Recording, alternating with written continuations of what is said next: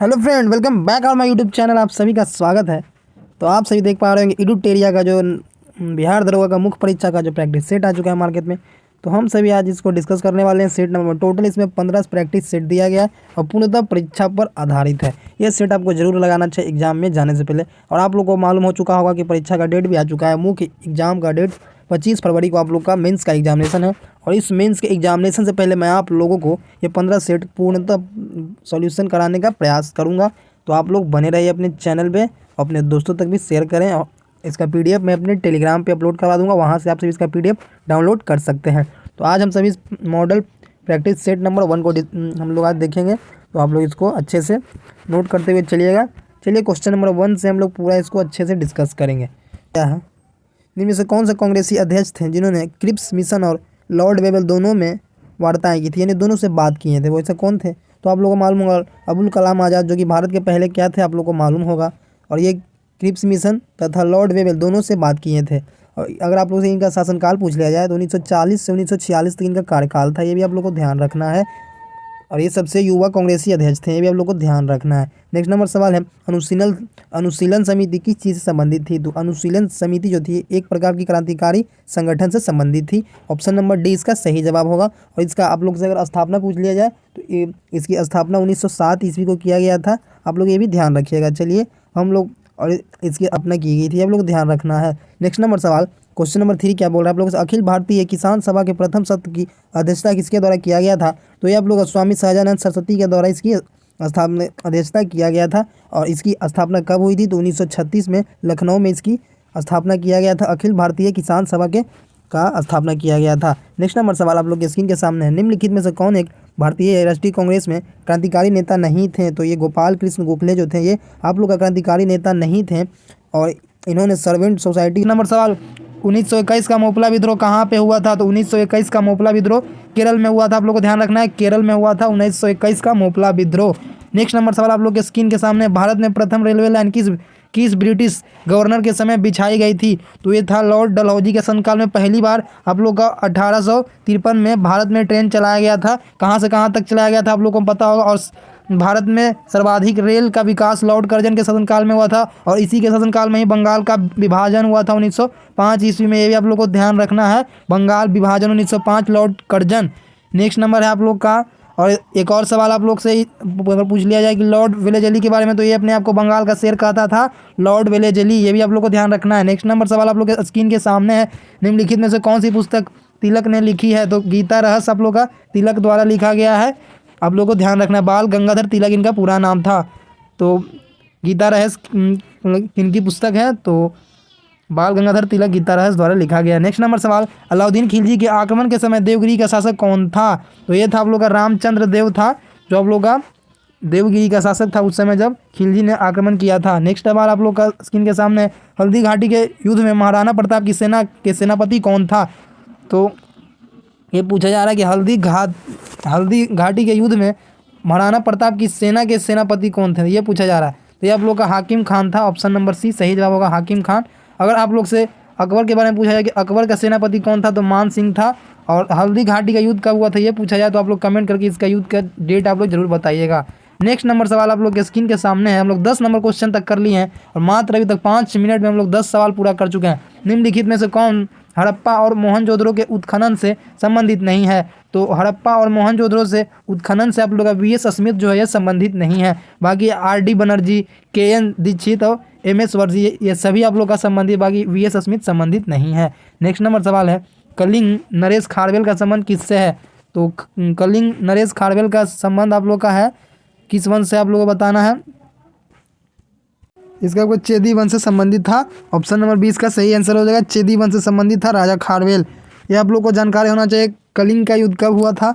अशोक द्वारा कलिंग का युद्ध 261 ईसा पूर्व में लड़ा गया था। ये आप लोग को ध्यान रखना है। नेक्स्ट नंबर सवाल आप लोग के स्क्रीन के सामने, किस प्रकार की भूमि को अपृहत कहा जाता था? तो अपृहत कहा जाता था आप लोग को बिना जोती हुई जंगली भूमि को कहा जाता था अपृहत। ये आप लोग का सभी किसके शासनकाल के दौरान होता था, ये आप लोग कमेंट करके बताइए। अपृहत बिना जोती हुई भूमि को कहा जाता था, ये आप लोग को हो गया होगा मालूम। नेक्स्ट नंबर सवाल आप लोग के स्क्रीन के सामने है, जसवंत और दशावंत नामक प्रसिद्ध चित्रकार किस मुगल सम्राट के दरबार इससे संबंधित थे? तो इसका सही आंसर क्या हो जाएगा, अकबर के दरबार से संबंधित है। ऑप्शन नंबर ए, 13 का सही आंसर ए हो जाएगा।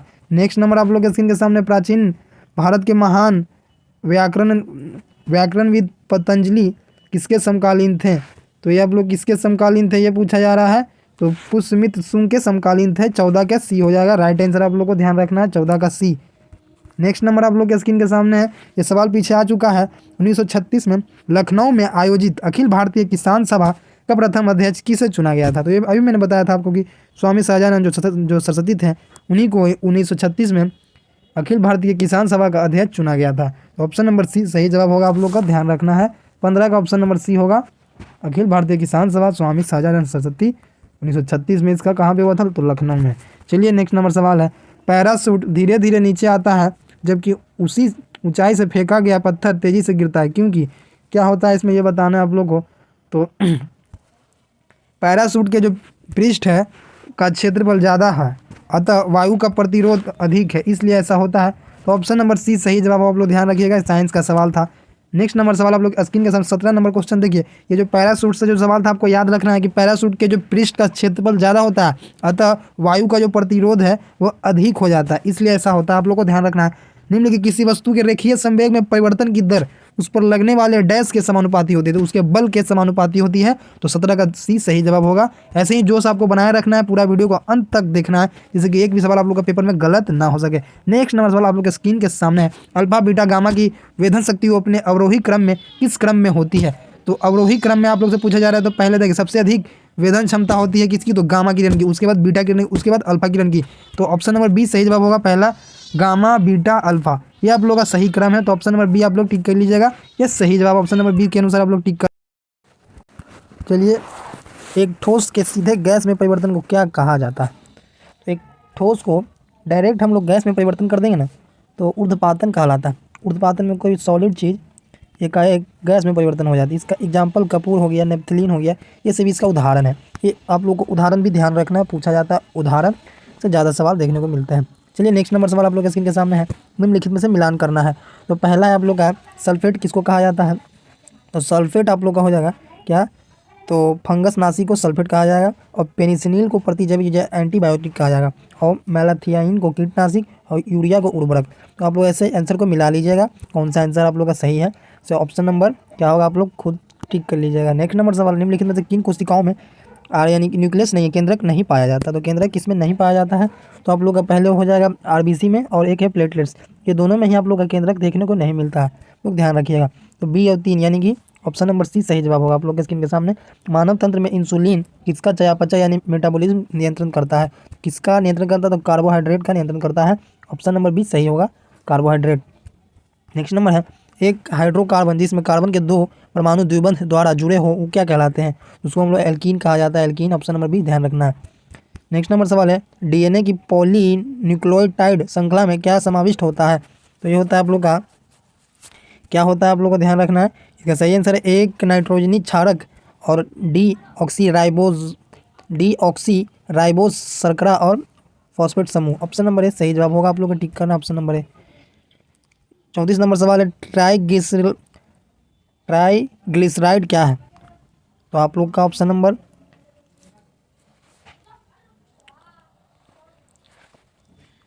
सी सही जवाब है। ये एक प्रकार का वसा है, वसा इसका राइट आंसर हो जाएगा। शरीर में लौह की कमी से कौन सा रोग होता है? तो रक्त लापा, जिसको एनीमिया की कमी से, खून की कमी से एनीमिया हो जाता है। ऑप्शन नंबर ए सही जवाब होगा। तो स्कर्वी विटामिन सी की कमी से होता है, स्कर्वी। नेक्स्ट नंबर, भारत में राष्ट्रीय आय की गणना एक समस्या है, कैसी समस्या है? तो असंगठित क्षेत्र के लिए राष्ट्रीय आय में गणना के लिए बहुत ही कठिनाइयों का सामना करना पड़ता है। भारत में कृषि पुनर्वित्त प्रदान करने के लिए शिखर स्तर को बैंक का नाम क्या है? नाबार्ड। तो नाबार्ड ऑप्शन में नहीं, जैसे कृषि तथा ग्रामीण विकास राष्ट्रीय बैंक इसका सही आंसर है। ऑप्शन नंबर बी सही जवाब होगा। नेक्स्ट नंबर सवाल है, किसी अर्थव्यवस्था में निम्नलिखित में से किसी एक माप से गिनी गुणांक अथवा किसी अनुपात को संबंध किया जा सकता है, क्या कहलाता है? तो आय असमानता। ऑप्शन नंबर सी सही होगा, आय असमानता। मांग के नियम में निम्नलिखित में से कौन सी एक पूर्ण धारणा नहीं है? तो इसका सही आंसर है ऑप्शन नंबर सी, उपभोक्ता प्रदर्शन प्रभाव से प्रभावित। ऑप्शन नंबर सी सही जवाब होगा। नेक्स्ट नंबर है, निम्नलिखित में से विचार करें, वो भी किस चीज़ पे विचार करना है, भारत में चावल उत्पादक राज्यों के लिए उपयुक्त में से सही आरोही क्रम बताना है। इसका सही आंसर है, तो ये सबसे ज़्यादा चावल होता है आप लोग का पश्चिम बंगाल, उसके बाद आप लोग का पंजाब, फिर उत्तर प्रदेश, फिर आप लोग का आंध्र प्रदेश। तो ऐसे आप लोग मिलान कर सकते हैं। नेक्स्ट नंबर सवाल आप लोग स्क्रीन के सामने है, भौगोलिक अपर्दन चक्र की संकल्पना इनमें से किसने प्रस्तुत की थी? तो WM डेविस द्वारा यह प्रस्तुत की गई थी। ऑप्शन नंबर बी सही जवाब होगा, WM डेविस। WM डेविस, मैं बार बार इसलिए बोल रहा हूँ कि आप लोग को ये पूरा माइंड में हो जाए, याद हो जाए। नेक्स्ट नंबर सवाल, निम्नलिखित में से कौन एक भारतीय सेना के कमांडो में से एक कमांडर नहीं है, मतलब एक कमांड नहीं है? तो उत्तर पूर्वी कोई कमांड नहीं है, बाकी ये तीनों जो है दक्षिण पश्चिम कमांड, केंद्रीय कमांड और सैन्य परीक्षण कमांड, ये तीनों है, परंतु ऑप्शन नंबर बी जो उत्तर पूर्व कमांडर नहीं है। तो ऑप्शन नंबर बी सही जवाब होगा आप लोग का राइट आंसर। 52 नंबर सवाल आप लोग का, नागी पक्षी अभयारण्य बिहार के किस जिले में है? तो ये जमुई जिले में है, बिहार के जमुई जिले में है नागी पक्षी अभयारण्य। नेक्स्ट नंबर है, बिहार में गन्ना उत्पादन में अग्रणी जिला कौन है? तो बिहार में जो गन्ना उत्पादन में पश्चिम बंगाल मतलब पश्चिम चंपारण सबसे ज़्यादा उत्पादन करता है, सबसे आगे है। दक्षिण पूर्व एशिया में दक्षिण से उत्तर की ओर बढ़ने पर निम्नलिखित शहरों में से विद्यमान होने का सही क्रम बताइए। सही क्रम बताना है, दक्षिण पूर्व एशिया में से दक्षिण से उत्तर की ओर हम लोग बढ़ेंगे तो क्या क्या होगा? सही आंसर है, पहले आप लोग का जकार्ता, सिंगापुर, फिर आप लोग का बैंकॉक, फिर हनोई। तो ऑप्शन नंबर सी आप लोग टिक कीजिएगा, ऑप्शन नंबर सी। आप लोग मैप को भी पढ़िए, देख रहे हैं मैप से भी सवाल बन रहा है। निम्नलिखित में से किस क्षेत्र में भूमध्य सागरीय जलवायु प्रचलित नहीं है? पंपास में प्रचलित नहीं है, भूमध्य सागरीय जलवायु पंपास में प्रचलित नहीं है, बाकी ये तीनों में है, मध्य चिली, केप टाउन, एडिलेड, सभी में है प्रचलित। निम्नलिखित में से कौन सी जल संधि अमेरिका और रूस को अलग करती है? तो बेरिंग जल संधि अमेरिका को रूस से अलग करती है, आप लोग को ध्यान रखना। चंबल नदी पर राणा प्रताप सागर जल विद्युत परियोजना किस राज्य में है? तो ये आप लोग का राजस्थान में है, आप लोग को टिक करना है राजस्थान, ये आप लोग का राजस्थान में है। नेक्स्ट नंबर सवाल हम लोग 58 नंबर सवाल में, निम्नलिखित में से कौन सी मवेशी नस्ल राजस्थान की नहीं है? तो ये आप लोग का हल्लीकर जो है ये आप लोग का राजस्थान की नहीं है, ये आप लोग का मैसूर की, आप लोग ध्यान रखिए, ये मैसूर में पाया जाता है, मैसूर में ये देखने को मिलता है हल्लीकर, और ये आप लोग का काव का नस्ल है। बाकी ये सभी किसका है? तो आप सभी का भेड़ की नस्लें हैं। निम्नलिखित में से कौन सा एक जर्मनी का कोयला क्षेत्र नहीं है? कौन सा नहीं है आप लोग बताएं? तो लॉरेन बेसिन जो है ये जर्मनी का कोयला जो क्षेत्र नहीं है, लॉरेन बेसिन जो है ये नहीं है जर्मनी का कोयला क्षेत्र। नेक्स्ट है, मेघालय पठार किसका विस्तार है? तो मेघालय पठार आप लोग का प्रायद्वीपीय पठार का विस्तार है, इसी में गारो खासी जंतिया देखने को मिलता है। प्रायद्वीपीय पठार यहाँ से यहाँ तक भी देखने को मिलता है, आप लोग ध्यान रखिएगा। पुंछी आयोग किससे संबंधित है? केंद्र राज्य से संबंध रखता है पुंछी आयोग। नेक्स्ट नंबर सवाल आप लोग के स्क्रीन के सामने है, सभी सवाल बेहद इंपॉर्टेंट है एग्जामिनेशन के लिए, ये सवाल मैं आप लोग को होमवर्क के लिए दे रहा हूँ, आप लोग इसके कमेंट में इसका आंसर बताइएगा।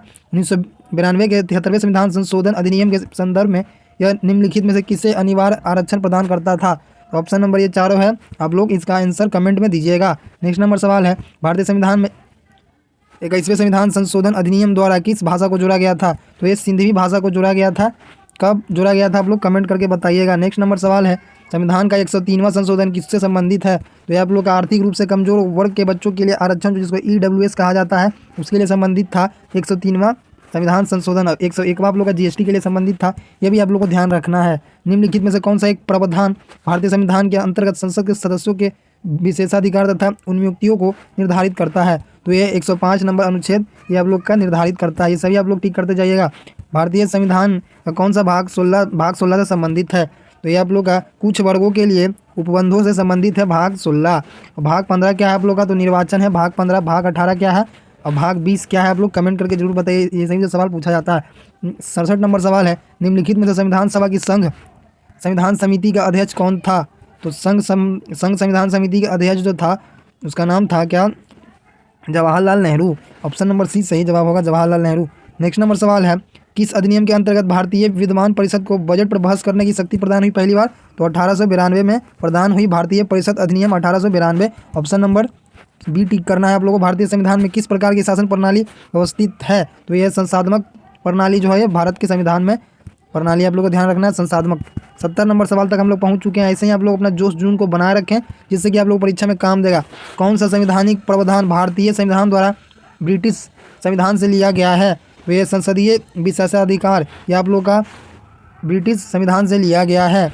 नेक्स्ट नंबर है, नवंबर 2023 में संपन्न 5 राज्यों की विधानसभा के चुनावों में आधार पर बने मुख्यमंत्रियों के संदर्भ में सही युग्मों को आप लोगों को विचार करना है ये इसमें से सभी जो दिए गए वो सही है। जैसे कि राजस्थान के भजनलाल शर्मा बने हैं, मध्य प्रदेश में मोहन यादव हैं और तेलंगाना में हैं श्री रेवंत रेड्डी। ये सभी जो तीनों दिए गए हैं ये बिल्कुल सही है।